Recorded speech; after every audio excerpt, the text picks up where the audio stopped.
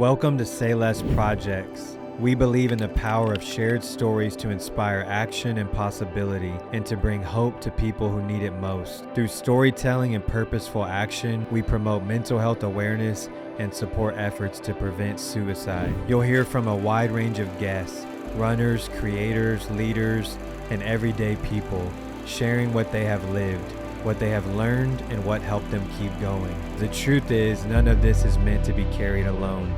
If you feel stuck, overwhelmed, or tired, you are not alone. This is the art of doing something about it. Welcome to the art of doing something about it. Right now, our focus is interviewing with people who said less and are doing the speed project with us at Sayless Projects, getting to know them, getting to know why they said less. And today I have with me Angelle Turner. Thank you for being here. Glad to have you on this episode. So first and foremost, I just want to start with, why did you say less when you got the invite to run the speed project with us? Yeah, for sure. So I have really never shared my story outside of like my small circle of friends and my family. So I felt like it was time to actually speak up about everything that I've gone through because it can really help others. Yeah, and let's just get right into it. I think you have a powerful story, and I think it's important. We use running as like an avenue and a way to share our stories to help others keep going. And I think this is a perfect opportunity for you to do that. So maybe before you get to like the main part, like when did you start running? What got you into running? So I think I looked back the other day and the first race I could find, I was 8 years old. I did Wow. a 5K with my mom. No way. Yeah, so she was always a really big runner and she did like halves and marathons and all that stuff. And I just wanted to tag along. And my dad, he is no longer running because he has some knee problems, but he always did track and field and cross in high school. And he was always like, you'd be so great at this. So I was like, fine. And then I started racing and I was winning. But, you know, there's like 4 people in your age division at that age. But I really liked it. I was like, ooh, attention. And then it just kind of rolled from there. Yeah, absolutely. Yeah. And then fast forward, you're running and something happens. You get injured. Talk about that. Yeah, so I have scoliosis. It actually runs on my mom's side of my family. Her mom actually had polio, so it trickled down, which glad we don't have polio, but still quite unfortunate. And when I finally hit puberty, my curvature of my back doubled, and it was like super, super quick. So I went from like a 25-degree curvature to a 52, and it started rotating at the top as well. And so it started impacting my lung capacity. And pretty much if I wanted to like live a normal life or carry a child when I was older, they're like, we need to snip this right now. So. And how old were you? I was 16 when it got like pretty intense. So I literally left New Balance Nationals outdoor and flew to my spinal fusion surgery at 16 and never really quite recovered the way that we thought. So things got pretty spicy from there. Yeah. And so what happens? That happens when you're 16. How long was it before you were able to start running and training again? Yeah. So I don't really remember like the first 3 months. You're just kind of bedridden and on a bunch of painkillers to try and mend from that. But I think at month 4, I was able to start running again. And 6 months later, we had indoor state. And obviously, 2-month frame there for training wasn't a whole lot, but I was really determined to get out and just be the Angelle everybody knew. And I ended up winning my first 4 state titles at that indoor state meet. What in the world? Yeah. I was like, okay, maybe we're back without all the training. But it was weird because after state and we start ramping up the training because it's a bit further out from surgery, I started getting really lightheaded all the time. My heart rate was always super high. I started fainting because I didn't know what to do with these feelings. And then my super fun afternoons after practice ended up being mostly just hospital visits with specialists. And that was the rest of my high school career. And so you're what, 17, 18 during this part? Mm-hmm. And then you continue running because you ran in college as well, right? Yes. And so what happens next with that journey? Yeah, so all throughout high school, I was, well, really after the surgery, I was very minimally training because the symptoms were pretty intense, but we couldn't find a diagnosis for what was happening. I wanted to run in college because like running was everything. Like I've been doing it since I was 8. It was my love. Like it was everything that fills my cup. But couldn't figure out what was going on. So minimal training, all my races, my time stayed pretty stagnant. Cross country, I passed out almost every race from junior year to senior year. So I wasn't looking like a super hot, I guess, contestant. So most of the colleges I was talking to before ended up dropping me, and I went to LSU because it was a state school, and they were like the D1 school that was still interested in me. So I was like, I'll go there. Immediately when I arrived at LSU, they wanted to medically disqualify me. And I was like, absolutely not. That's not an option. Like, I've worked through all of this. Like, this is who I am. Like, you're going to give me at least a shot. And so they did. The same things kept happening. And I was still doing a bunch of, like, specialty visits. I would go home on the weekends to do it because I was only an hour away. And eventually, my cardiologist figured out that I have POTS. So it's postural orthostatic tachycardia syndrome. It is onset by a traumatic event to the body, so mine being my back surgery. It's pretty much your nerves are just very, very irritated, and it makes your heart rate plummet, which messes with your pulmonary system as well. And then if I would stand up too fast or sit down too fast and stuff like that, like it would just kind of offset your balance. So that explained the passing out and the heart rate. And from there, I finally took my defeat in a sense and was medically disqualified for real. So then you were not able to run for the rest of your college? Correct. Okay. And so when did you start running again, like after college or? Yeah, so I spent my sophomore year at LSU just being a medically disqualified athlete. So I was still kind of involved in the program, but I couldn't train. And then COVID hit. And from COVID, that's where I met my now husband. And he was like, if you're miserable at LSU anyway, like, why don't you just come move in with me in Houston and finish online? It's COVID, you're immunocompromised, not a good idea. And I was like, okay. And so I took a leap of faith, and we didn't know each other for very long before this point. And I moved to Houston, and he's a runner too. He's on the relay with us as well. And I started seeing him running around, like doing little run clubs and meeting people. And I was like, I wonder if I can do that again. And so it's just been a very slow progress of like, okay, like, can I run? And like, can I run healthy? And now I'm running faster than I ever expected I would run again. So that's amazing. Journey. Yeah. So with that context, that really like makes these next few questions kind of crazy. And even for me, getting to know a little bit more about this. So one is you've obviously been tested when it comes to being able to do something and feeling like it's your identity, your calling, and then losing it. Who would you say you are outside of running? Like, what have you learned about yourself through that process? Still figuring that out, because as I've gotten back more into running, I'll find myself getting a little neurotic about it. And I'm like, this is all I am. And I'm trying to take a step back. So I have to remind myself, like, I'm a wife first, and I'm from South Louisiana.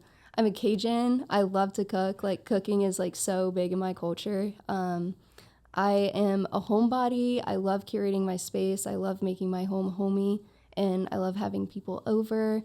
So I'm trying to like get all of those things back in line too. I'm a teacher, and I don't teach because I'm like extremely passionate about teaching. Like, I teach because like I love kids. I love like pouring into them and everything. Just trying to be like the person that I needed at those hard times in my life for them too. Yeah. So we're still figuring it out, but there are outlets. Yeah. Well, I love the honesty because I think we're all trying to figure it out, to be honest, as we continue. What made you say less when I asked you to do Speed Project? I mean, it sounds like you're still kind of in the thick of all of it, and knowing that we're going to take on something this challenging, what made you want to do it? Yeah. Well, I've done a relay. I guess this was November. No, it was before November. It was a while back, before or after school started. I did a relay through the Ozarks with my husband and some of our family members and friends. And it like really, really awoke me again because I was struggling with my back previously. And I just kind of hopped into the relay just being like, well, you know, I'll do it. Like I'll be able to run. Like I don't know if it's going to be fast. And during the relay, I was like, oh my God, this is it.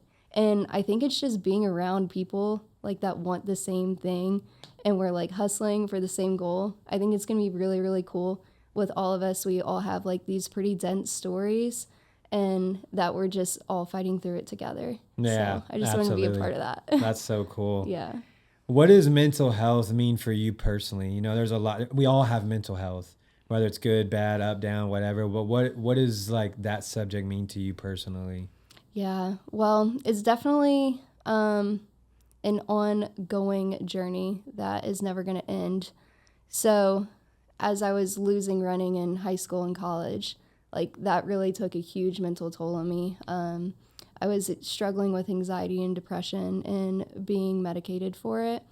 And as things got better and I moved to Houston, I got off of my medication and I was like, oh yeah, I'm done with this. Like, this isn't something I struggle with anymore. And that's just not real life. So mental health for me is like we can celebrate when we're at the top of the mountains, but as we go through the divots, like it's okay to like be honest and ask for help and feel what you feel in the moment, but know that like it's always going to get better. You just have to give yourself time. Yeah, absolutely. I want to come back to that, but going back into the speed project real quick, what are you most excited about? Man, I'm excited to run in the desert. Like, I think it's going to Yeah, be me so too. cool. Like, who gets to do that? We were in Big Bend for Christmas, and I was like, wow, like, looking at this terrain, like, imagine people before we had, like, our hiking pass. Like, how did they do this?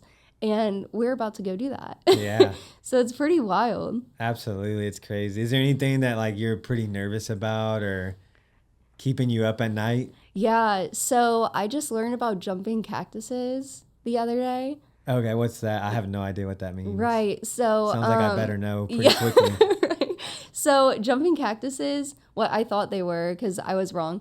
They're like cactuses, but if you were really close to them, this is how it was made out to be. Like they'll like detach themselves and like spring themselves on you. Apparently that's not true. Don't believe everything you see on TikTok.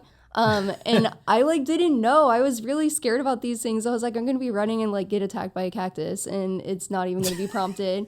And apparently no, like you just have to actually like touch it, but they come off super easily. So I was scared about jumping cactuses. Yeah. I am no longer. It'll Good. be okay. I'm glad you cleared that up for all of us. If I would have saw that video, I'd have been freaking out too. Yeah. You know, we're all going to go out there and, you know, right now it's easy to think like, all right, this is what I'm going to do. But now you've said you've done a relay as well. So there's like the plan and then there's reality. When it gets hard out there, what do you plan to tell yourself? Like what's going to be the thing that you anchor to? Yeah, for sure. I guess just remembering like why we're out there. Yeah. Like the intention behind it. It's not like we're just like a group of friends. Like we are, but we're also like a group of people who are out here to like show up for themselves and for others and those who can't anymore. So remembering like when it gets hard, like this is not the hardest thing. Like we've done harder and we've overcome that. So we're just going to do that again in a different facet. Yeah. Question What, you know, we're running from the Santa Monica Pier to the Las Vegas sign. Have you ever been to Vegas? No. I haven't either. So this is kind of cool that this is going to be our introduction to it.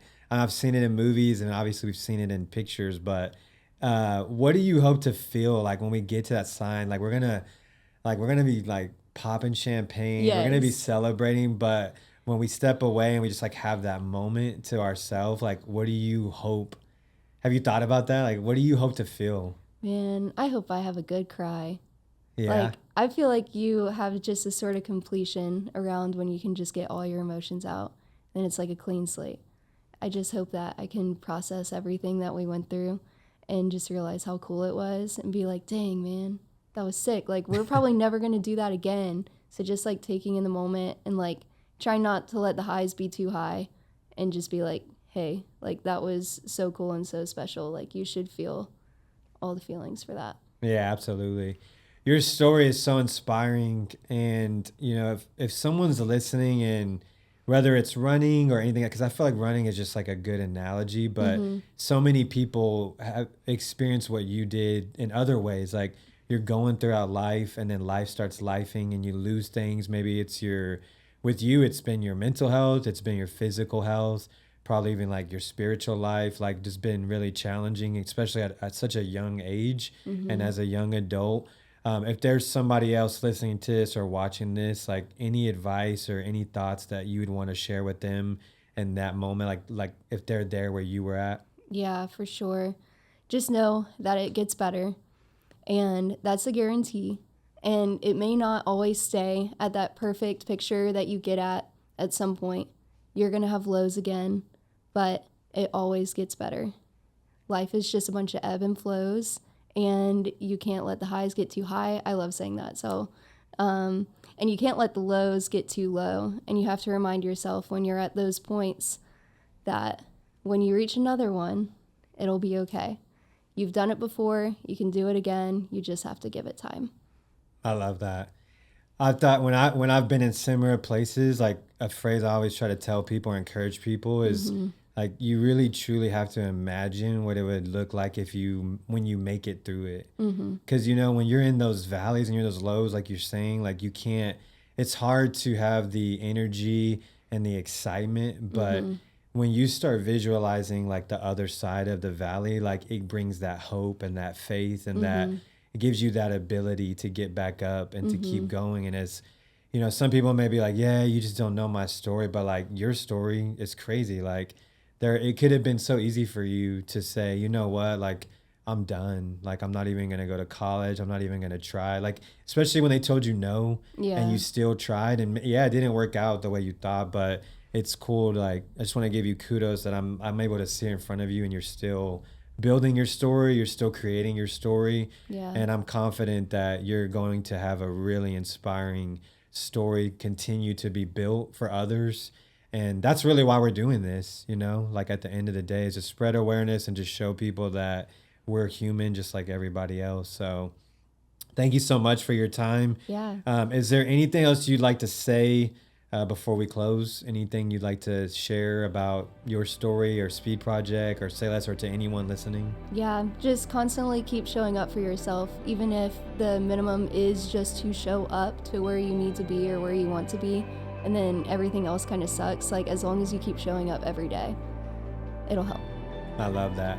Well, thank y'all so much for watching. If you want to watch Angelle and the rest of us finish out the story and celebrate the Speed Project and everything we're doing, stay connected, like the podcast, subscribe. You can watch us on YouTube or you can listen to us on Spotify. And most importantly, keep going.